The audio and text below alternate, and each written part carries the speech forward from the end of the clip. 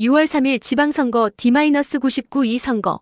당신의 노후를 바꾼다. 지금으로부터 딱 99일 뒤 대한민국 전국 방방곡곡에서 동시에 투표가 시작됩니다. 63 지방선거. 그런데 이번 선거 단순히 지역 일꾼 뽑는 선거가 아닙니다. 이재명 정부 출범 이후 처음 열리는 전국선거. 서울 집값이 어디로 가느냐, 여러분의 지역이 어떻게 통합되느냐, 그리고 보수 정치가 살아남느냐 죽느냐가 이단 하루의 투표로 결정됩니다. 오늘 이 영상 하나면 99일 뒤 투표장에 가실 때 흔들리지 않습니다. 끝까지 보시면 각 당의 속내와 여러분 지역에서 무슨 일이 벌어지는지 정확히 아실 수 있습니다. 2026년 6월 3일 전국 동시 지방선거가 치러집니다. 2026년 2월 24일 기준 선거까지 정확히 99일이 남았습니다. 이번 선거에서 뽑는 자리는 광역단체장 17명을 포함해 기초단체장, 광역의원, 기초의원 등 수천 개에 달합니다. 여당 더불어민주당은 17개 광역단체장 가운데 대구 경북을 제외한 전 지역 석권을 목표로 내걸었습니다. 제2야당 국민의힘은 서울 부산을 포함해 5곳 이상 확보를 목표로 제시했습니다. 현재 각종 여론조사에서는 전반적으로 민주당이 다소 유리한 것으로 나타나고 있으나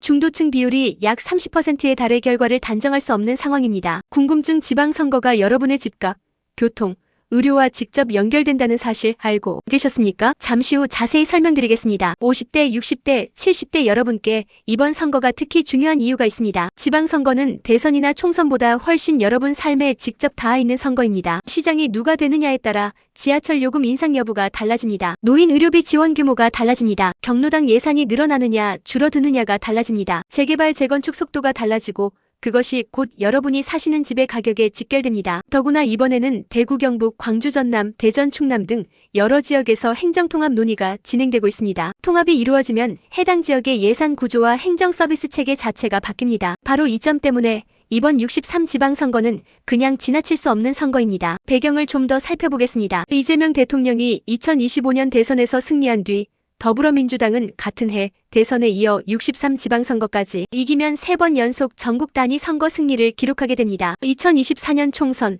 2025년 대선, 2026년 지방선거까지 민주당 입장에서는 이 선거가 단순한 지방선거 그 이상입니다. 이재명 정부의 핵심 정책인 부동산 규제 강화, 지역 균형 발전, 행정 통합을 원활하게 추진하려면 지방정부의 협력이 반드시 필요합니다. 반면 국민의힘은 2024년 총선 패배, 2025년 대선 패배에 이어 세 번째 전국선거를 앞두고 있습니다. 이 선거에서도 대패하면 정치적 재건 자체가 어렵다는 위기감이 내부에서 강하게 나오고 있습니다. 특히 TK, 즉 대구 경북 지역에서 보수 정당이 지켜온 텃밭마저 흔들리는 조짐이 보이고 이 지역에서조차 결과를 장담하기 어려워졌다는 분석이 나오고 있습니다. 현재 주요 여론조사 결과를 살펴보겠습니다. 2026년 2월 기준 복수의 여론조사 기관 분석에 따르면 전반적인 지지율 흐름에서 더불어민주당이 국민의힘을 앞서고 있는 것으로 나타납니다. 그러나 결정적인 변수가 있습니다. 중도층 비율이 약 30%에 달한다는 점입니다. 과거 지방선거 사례를 보면 중도층의 표심이 최종 결과를 좌우한 경우가 많았습니다. 서울의 경우 현직 오세훈 서울시장은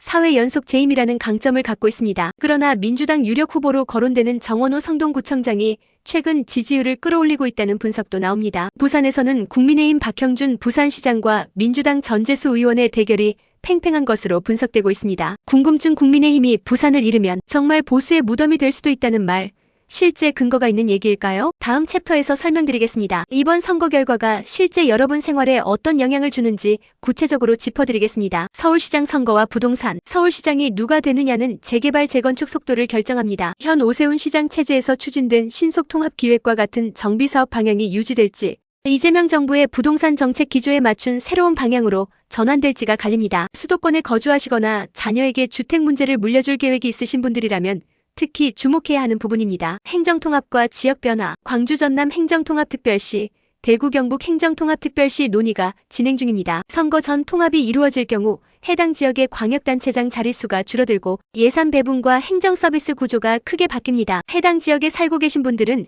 이 논의를 눈여겨보셔야 합니다. 대전 충남은 국민의힘 반대로 통합특별시 확정이 아직 이루어지지 않았고 부산, 울산, 경남은 이번 지방선거 전 행정통합이 이루어지지 못할 가능성이 높다고 전해집니다. 이번 선거를 앞두고 두 당이 각각 안고 있는 논란과 숙제를 살펴보겠습니다. 더불어민주당의 과제. 민주당은 조국 혁신당과의 관계가 최근 멀어진 상황입니다. 진보진영 내부의 균열이 선거에서 표 분산으로 이어질지 여부가 변수입니다. 싹쓸이 목표를 내세웠지만 지나친 자신감이 오히려 지지층, 결집을 느슨하게 만들 수 있다는 내부 우려도 있습니다. 국민의힘의 과제. 국민의힘은 크게 두 가지 숙제를 안고 있습니다. 첫째는 이른바 저륜, 즉 윤석열 전 대통령과 어떻게 거리를 둘 것인가의 문제입니다. 1심에서 무기징역이 선고된 전직 대통령과 선을 긋는 문제가 아직 정리되지 않았습니다. 둘째는 후보 구인난입니다. 17개 광역단체장 자리에 경쟁력 있는 후보를 내세우기 어렵다는 지적이 나옵니다. 궁금증. 국민의힘이 부산에서 이기지 못하면 앞으로 보수정당이 어디에서 승리할 수 있을까요? 이 질문에 대한 분석을 바로 이어서 드리겠습니다. 앞으로 99일 동안 주목해야 할 세 가지 흐름입니다. 첫째,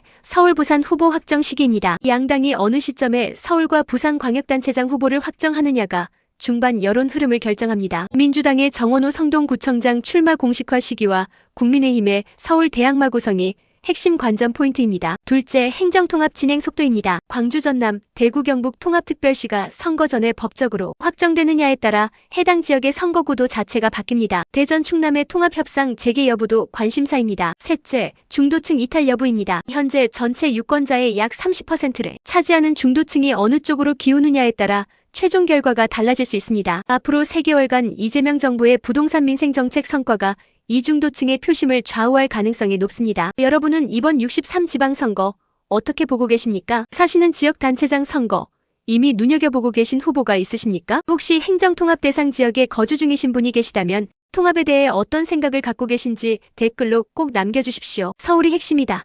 부산 결과가 보수의 미래를 가른다. 행정통합이 내 지역의 득인지 실인지 모르겠다. 어떤 생각이든 환영합니다. 구독과 좋아요는 이런 정보를 더 많은 분들께 전해드리는데 실질적인 힘이 됩니다.